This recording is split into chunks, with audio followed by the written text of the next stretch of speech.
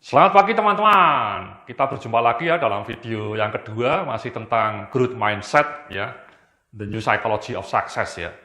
Tadi dalam video sebelumnya saya sudah cerita mengenai tipe ciri-ciri orang dengan growth mindset dan kemudian ciri-ciri orang dengan fixed mindset. Ya. Keduanya punya tipe perilaku yang berbeda-beda.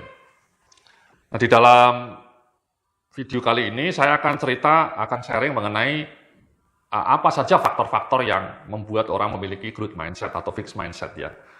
Di layar di slide 14 Anda bisa lihat ada 3 faktor yang menentukan apakah seseorang akan memiliki growth mindset atau fixed mindset. Ya. Jadi ada 3 faktor teman-teman. Nah, mari kita bedah satu persatu ya. Silakan diminum dulu kopinya ya teman-teman ya, atau tehnya Anda minum dulu ya. Kalau Anda melihat video ini sambil duduk layah-layah di rumah Anda, silahkan diminum kopinya atau dimakan pisang gorengnya ya. Jadi di slide berikutnya di halaman 15 ini saya menyebutkan faktor pertama yang menentukan tipe mindset kita itu adalah personal experience teman-teman. Ya, personal experience. Setiap orang punya pengalaman personal yang berbeda-beda ya. Dan pengalaman personal ini yang acap kali juga membentuk mindset kita. Nah, membentuk mindset kita. Misalnya saya bilang ya di halaman 16 ya, seseorang dengan lebih banyak pengalaman keberhasilan cenderung akan makin percaya diri dan mudah menumbuhkan growth mindset. Ya, jadi pengalaman personal kita itu menentukan mindset kita ya. Kalau misalnya kita pernah punya pengalaman-pengalaman keberhasilan, itu kemungkinan besar itu akan membuat kita makin pede gitu ya. Dan kemudian membuat kita mudah menumbuhkan growth mindset ya. Itu namanya winner effect ya. Ada sebuah efek yang disebut winner effect ya. Winner effect itu orang yang ketika pertama kali meraih kemenangan atau meraih sukses, maka di dalam proses-proses berikutnya dalam kehidupan dia makin pede. Ya. Contohnya misalnya saya sudah berkali-kali bertahun-tahun bikin blog gitu ya, dan blog saya lumayan populer gitu ya. Itu kan makin membuat saya pede bahwa ternyata tulisan saya disukai banyak orang, dan pengalaman keberhasilan bikin blog itu membuat saya pede untuk nulis buku. Ya, jadi saya ketika punya tekad menulis sampai 10 buku, itu saya merasa itu sangat bisa saya lakukan. Kenapa? Karena saya sudah punya pengalaman keberhasilan bikin blog bertahun-tahun gitu ya. Kalau saja saya tidak pernah ngeblog, mungkin saya akan takut ya, saya akan merasa gentar ya untuk menulis buku, apalagi 10 ya. Tapi pengalaman bikin blog bertahun-tahun itu melatih diri saya, melatih kepercayaan diri saya bahwa someday saya juga akan bisa nulis buku. Jadi itu teman-teman ya, jadi pengalaman-pengalaman keberhasilan itu akan membuat kita bisa lebih yakin menumbuhkan growth mindset. Ya. Contoh berikutnya misalnya, ini ya, saya bikin training kursus online seperti ini gitu ya. Ini kan butuh skill ya, butuh skill public speaking, butuh skill presentation skill, butuh skill untuk bikin materinya ya. Nah, tapi ketika saya menghadapi tantangan ini, saya merasa yakin bisa melakukannya. Kenapa? Karena saya juga sudah punya pengalaman sebagai seorang konsultan bertahun-tahun ya. Dan sebagai seorang konsultan, saya terbiasa bikin materi pelatihan juga. Saya biasa berbicara di depan publik ya. Bahkan di depan CEO, itu sering. Jadi, bagi saya berbicara di depan publik seperti ini, sesuatu yang sangat bisa saya lakukan. Jadi, pengalaman keberhasilan di masa lalu saya itu membuat saya menjadi lebih pede. Ya, jadi itulah kenapa Anda harus melihat ya pengalaman keberhasilan Anda. Nah, ini kuncinya teman-teman, bahwa tidak mesti harus pengalaman keberhasilannya itu yang heroik gitu ya. Pengalaman keberhasilannya kecil-kecil pun tetap akan ternyata bisa punya peran positif bagi pengembangan growth mindset Anda. Ya. Contohnya misalnya ketika saya bikin blog pertama kali, ya kemudian ternyata saya bisa gitu ya. Kan bikin blog sesuatu yang menurut saya juga bukan suatu pencapaian yang super fenomenal ya. Ketika minggu pertama saya bikin blog, bulan pertama saya ngetik, ternyata saya bisa. Itu sebelum banyak orang kenal blog saya ya. Saat pertama kan blog saya tidak terkenal sama sekali ya. Pengunjungnya masih cuma 50-100 orang gitu ya. Sekarang sudah ribuan. Tapi kan ketika berhasil bikin blog dan ada pengunjungnya 50 orang itu menurut saya tetap merupakan keberhasilan kecil. Keberhasilan kecil seperti ini tetap saya anggap sesuatu yang bermakna. Nah, itu teman-teman. Ya, jadi Anda jangan merasa bahwa saya nggak punya pengalaman keberhasilan, Pak Yudi. Nggak juga. Kemungkinan besar Anda dalam pekerjaan Anda atau dalam kehidupan Anda selama ini, Anda sudah punya pengalaman keberhasilan. Misalnya Anda sekarang sudah lulus S1 misalnya. Itu saja menurut saya pencapaian yang bagus. Anda berarti sudah bikin skripsi. Bikin skripsi itu kan sesuatu pencapaian yang menurut saya sangat bagus. Pencapaian yang harus disyukuri. Atau ketika selama ini Anda kerja, mungkin pernah tergabung dalam sebuah tim kerja dan tim Anda sukses melakukan sesuatu. Itu Anda rayakan, Anda syukuri. Jadi tidak mesti harus Anda juara. Pengalaman keberhasilannya Anda juara 1 atau dapat penghargaan. Itu tidak seperti itu, teman-teman. Pengalaman keberhasilannya yang kecil, yang small pun harus Anda anggap sebagai sesuatu yang penting. Ya. Nah, sekarang coba Anda renungkan ya pengalaman-pengalaman keberhasilan kecil, small achievement yang pernah Anda alami selama 2 tahun terakhir gitu ya, atau 3 tahun terakhir. Nah, pengalaman-pengalaman keberhasilan skala kecil itu tetap punya makna dan berdampak bagi pertumbuhan growth mindset Anda. Oke. Nah, di slide berikutnya saya bilang ini, sebaliknya seseorang yang berkali-kali mengalami pengalaman kegagalan akan cenderung makin menurun rasa percaya dirinya dan benih-benih fixed mindset akan muncul. Ya, ini kalau Anda gagal ya. Tapi menurut saya mungkin juga bukan gagal total ya. Tapi bahkan orangnya tidak memulai sama sekali. Kan Anda tidak akan pernah tahu pengalaman keberhasilan Anda kalau Anda bahkan mencoba saja tidak pernah. Misalnya saya mungkin tidak akan pernah tahu bagaimana pengalaman jualan online kalau dulu saya tidak pernah mencobanya gitu ya.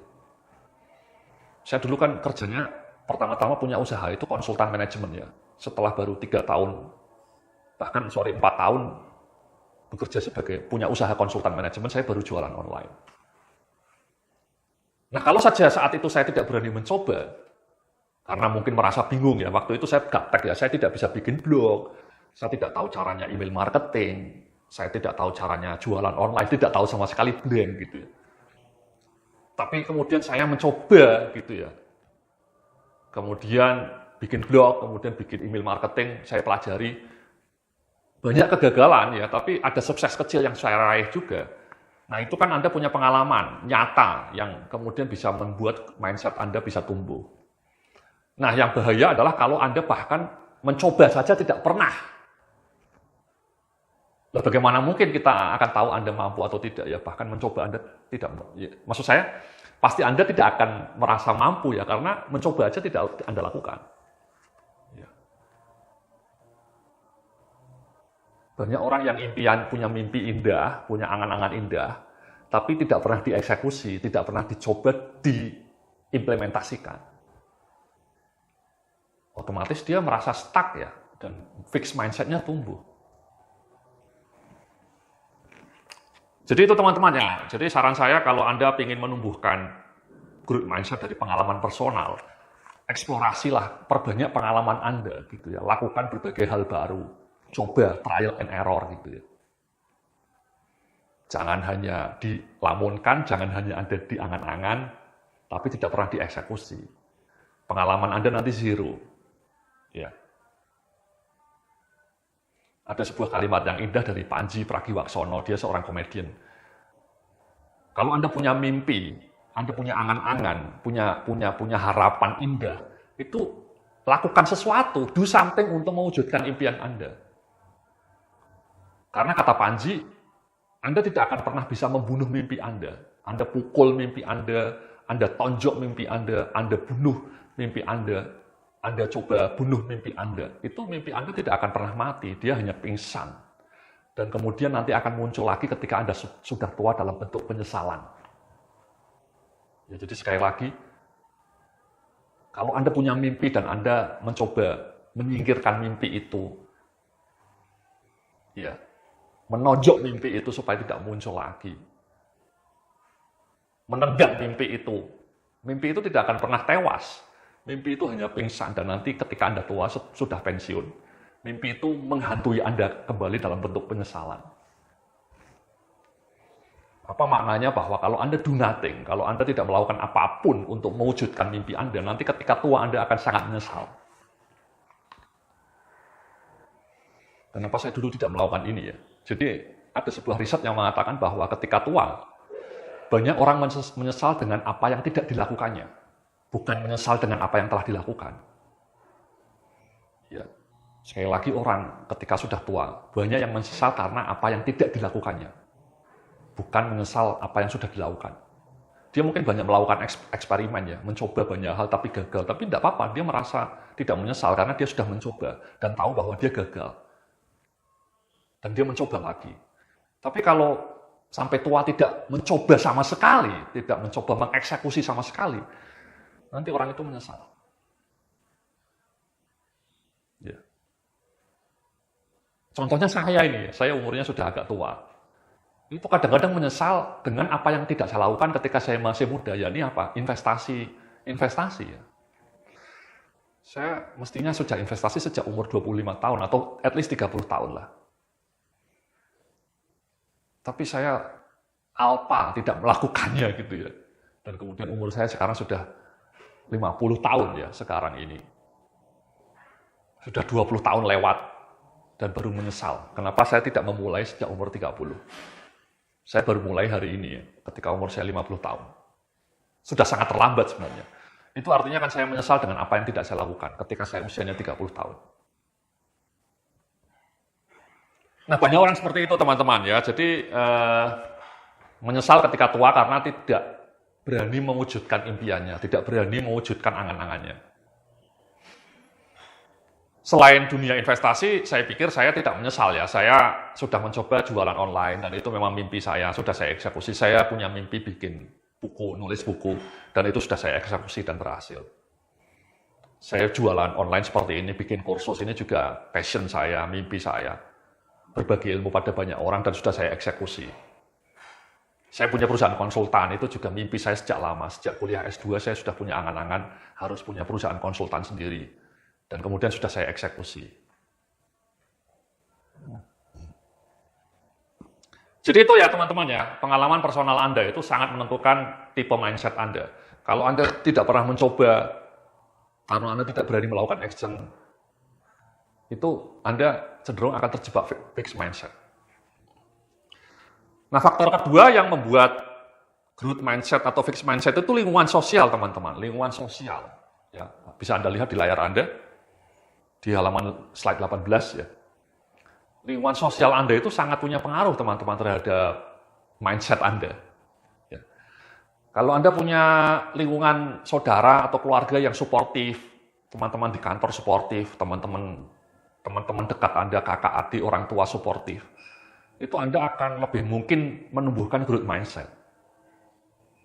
Tapi sebaliknya kalau Anda berada pada lingkungan yang tidak suportif, yang toksik bahkan ya, yang bahkan mentalitasnya fixed mindset, itu nanti lama-lama Anda akan ketularan menjadi orang-orang dengan fixed mindset juga. Ya. Di slide berikutnya saya bilang nih, ya, di halaman slide 19 ya bisa Anda baca di layar, lingkungan sosial di sekitar kita juga amat menentukan pola mindset kita. Jika lingkungan dekat kita lebih sering menunjukkan kalimat-kalimat negatif yang tidak suportif atau malah merendahkan potensi kita, maka pelan-pelan kita akan makin kurang percaya diri dan fixed mindset juga terbentuk. Ya. Di slide berikutnya ya, di slide 20, saya baca juga ini di slide 20, bisa Anda lihat. Tidak jarang justru lingkungan sosial terdekat dengan kita yang sering melontarkan kalimat seperti, impianmu ketinggian, atau emang kamu bisa, atau udahlah, tidak usah terlalu muluk-muluk harapanmu. Atau berbagai kalimat negatif lainnya yang justru membuat hati kita down. Ya. Itu yang terjadi ya kadang-kadang ya. Bahkan saya pernah mendapatkan keluhan dari salah seorang follower saya, dia bilang bahkan orang tuanya sendiri yang tidak suportif dengan mimpi dia. Orang tuanya mungkin safety player ya, tidak usah muluk-muluk gitu ya. Atau bahkan kakaknya sendiri malah mendiscourage adiknya gitu. Itu sering terjadi, sangat sering terjadi. Ya. kakaknya malah quote and quote membuli adiknya gitu ya. Atau mungkin di lingkungan sepupu kita, paman kita, bude kita gitu ya. Kadang-kadang mungkin mengeluarkan kalimat-kalimat yang kurang apresiatif. Nah itu berbahaya teman-teman ya, kalau kita punya lingkungan sosial dekat kita seperti itu yang tidak suportif, yang justru merendahkan potensi kita. Dan itu kultur ya, di Indonesia ini kultur memberikan apresiasi ini tidak begitu tinggi. Yang sering terjadi justru mendiscourage gitu ya. Ketika kita mau maju malah dikritik gitu ya. Atau bahkan dilihat kekurangannya. Banyak orang justru lebih sering melihat kekurangan kita, bukan melihat kelebihan kita. Sangat sering itu terjadi ya. Kita semua ini mungkin manusia itu lebih peka terhadap kekurangan orang lain. Dan kemudian bahkan melontarkan kekurangan itu di hadapan orangnya. Itu kan sangat tidak suportif menurut saya. Ya, dan penelitian menunjukkan kalau Anda hidup dalam lingkungan sosial seperti itu, potensi Anda akan surut. Mindset Anda akan menjadi makin tidak percaya diri. Itu ya teman-teman ya. Jadi hati-hati ya, Andanya sendiri mungkin ya juga jangan mendiscourage saudara Anda, atau anak Anda, atau sepupu Anda, atau kakak Anda, atau adik Anda, jangan. Anda harus memberikan kalimat-kalimat yang suportif. Oke? Nah kemudian yang berikutnya nih saya bilang bahwa di slide 21 ini bahkan mungkin di berbagai media sosial juga acap muncul kalimat negatif yang tidak suportif atau malah bernuansa nyinyir. Dan semuanya berdampak buruk bagi pengembangan growth mindset kita. Ya selain lingkungan sosial, di mana kita berinteraksi secara offline ya, tatap muka, lingkungan keluarga kita, kakak, adik, sepupu, bude, paman, atau lingkungan kerja di kantor kita kan juga mengikuti berbagai media sosial, Instagram, Twitter, YouTube. Di komen-komennya itu seringkali muncul kalimat-kalimat negatif. Ya, kontennya kadang-kadang auranya negatif. Dan aura seperti itu akan sangat menentukan level optimisme Anda. Kalau Anda lihat di berbagai konten media sosial selalu bunyinya negatif auranya, Anda akan makin pesimis. Dan Anda tidak yakin dengan diri Anda sendiri bahkan gitu ya. Jadi menurut saya hati-hati ya dengan media sosial itu ya. Kita harus menjaga jarak gitu ya. Nah, di halaman 22 saya bilang sebaliknya growth mindset akan tumbuh jika lingkungan sosial yang dekat dengan kita memberikan kalimat suportif yang membuat kita makin bersemangat dan percaya diri. Gitu ya. Ini penting ini teman-teman ya, sangat penting ya. Saya punya 2 anak yang sedang kuliah dan sekolah SMA. Itu tiap saya ngobrol dengan mereka ya saya selalu melontarkan kalimat-kalimat yang suportif ya. Kalimat-kalimat yang mendorong potensi mereka. Tidak pernah saya memarahi mereka gitu ya. Kan sering terjadi di Indonesia ini ketika anaknya terima rapot, semua nilainya 9 misalnya, tapi ada satu yang nilainya 6. Nah orang tua ini alih-alih ngasih apresiasi terhadap yang nilainya 9, dia langsung fokus ke yang nilainya 6 itu. Nah ini kenapa nilaimu 6, ini kamu jelek ini, kamu nggak belajar. Jadi orang tua pun bahkan langsung secara instingtif melihat yang kurang gitu ya. Itu kan salah kaprah teman-teman. Kenapa kita tidak mengapresiasi yang 99 tadi? Dan kita mengapresiasi prosesnya ya, kata Carol Dweck. Ketika Anda mau mengapresiasi anak Anda yang prestasinya kebetulan bagus, Anda jangan apresiasi hasil akhirnya.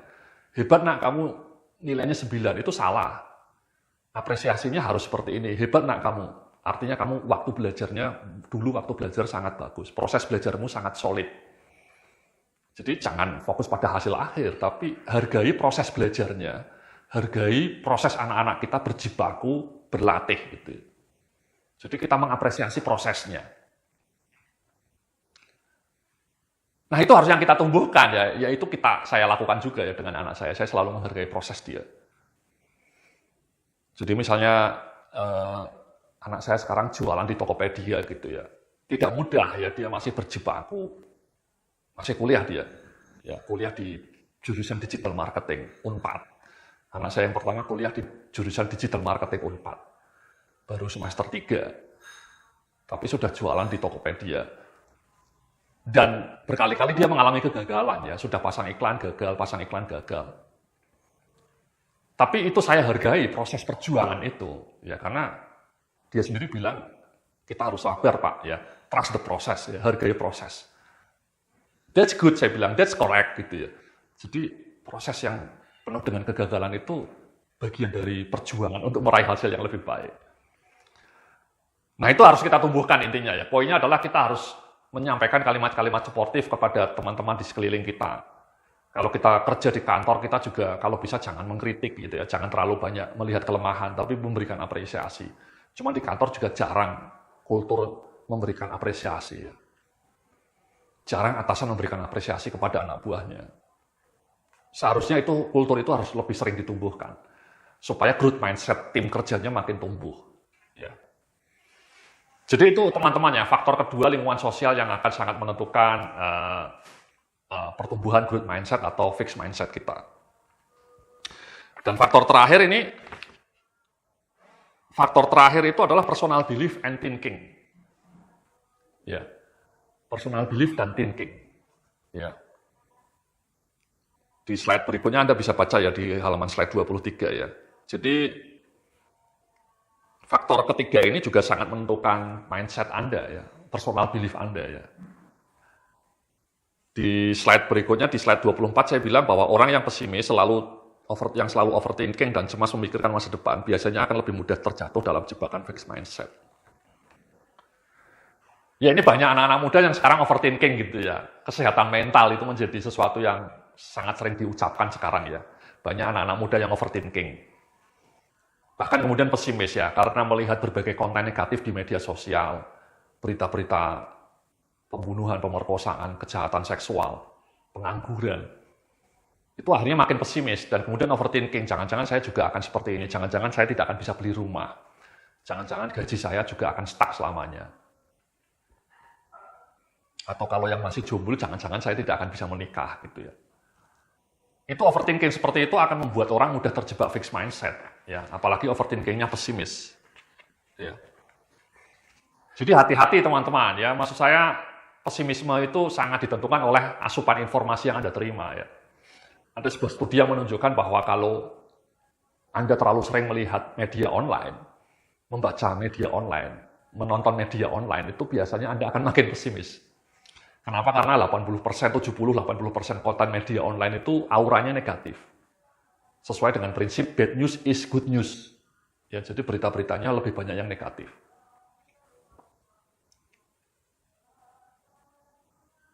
Jadi itulah ya, di halaman 25 saya bilang ini ya. Di slide 25 Anda bisa baca di layar Anda, demikian juga seseorang yang terlalu sering fokus pada kekurangan, pada aneka kesulitan hidupnya, cenderung akan lebih mudah jatuh dalam jebakan fixed mindset. Jadi itu teman-teman ya, selain orangnya pesimis, overthinkingnya itu fokusnya pada yang negatif ya, fokusnya pada kesulitan, pada kerumitan. Misalnya orangnya merasa sekarang penghasilannya stuck, karirnya stuck, dan kemudian alih-alih melihat berbagai peluang pengembangan diri, dia langsung fokus pada ini sudah sesuatu yang rumit Pak Yudhya, saya tidak mungkin bisa meningkatkan penghasilan saya. Sulit, ya saya nggak bisa jualan. Karir saya mungkin juga tidak akan naik, saya tidak kenal orang dalam. Sulit lah pokoknya Pak Yudhya. Ya. Berat, hidup ini berat, kendalanya terlalu banyak. Nah itu orang-orang dengan ucapan-ucapan seperti itu akan mudah, ya itu kan contoh fixed mindset ya, akhirnya dia akan terjatuh dalam spiral keputusasaan, frustasi, putus asa, dan menyalahkan orang lain. Dan akhirnya dia makin terjebak dalam fixed mindset. Gitu ya. Jadi hati-hati teman-teman, sekali lagi ketika Anda punya problem, ketika punya kesulitan, itu fokus pada solusi. Ya. What can be done? Ya. Kalau solusinya misalnya Anda harus meningkatkan skill, ya Anda langsung bergerak. Anda bisa nonton video saya yang lainnya mengenai pengembangan skill, ada di dalam video-video lainnya. Ya. Makanya yang nomor 26 ini saya bilang bahwa sebaliknya growth mindset, Anda bisa lihat di slide 26 ya, sebaliknya growth mindset akan tumbuh jika seseorang lebih sering melihat potensi kelebihan yang ada pada dirinya, betapapun kecilnya potensi ini, serta fokus pada solusi. Jadi fokus pada solusi teman-teman, ya. Ketika Anda punya kesulitan, fokus pada solusi. What can be done? Kalau mau melakukan personal branding, bagaimana caranya? Apa ilmunya? Anda pelajari. Kalau Anda mau jualan online di Shopee, apa ilmunya? Bagaimana cara masang iklan di Shopee? Bagaimana cara riset produk? Anda pelajari ilmunya. Itu jauh lebih baik daripada cuma sambat ya atau mengeluh gitu ya, dan kemudian do nothing. Ya, itu yang sering terjadi ya, orang terjebak pada fixed mindset seperti itu. Jadi itulah ya, di slide 27 ini saya bilang itulah rekap 3 faktor yang menentukan pembentukan growth mindset versus fixed mindset. Yang pertama pengalaman personal, yang kedua lingkungan sosial Anda, dan yang ketiga personal belief Anda. Nah, nanti dalam video berikutnya kita akan bicara mengenai so what, bagaimana caranya supaya kita bisa mengelak dari fixed mindset, dan sebaliknya bagaimana caranya menumbuhkan growth mindset agar hidup kita menjadi lebih cetar membahana. Oke, terima kasih, salam sukses, penuh kemuliaan.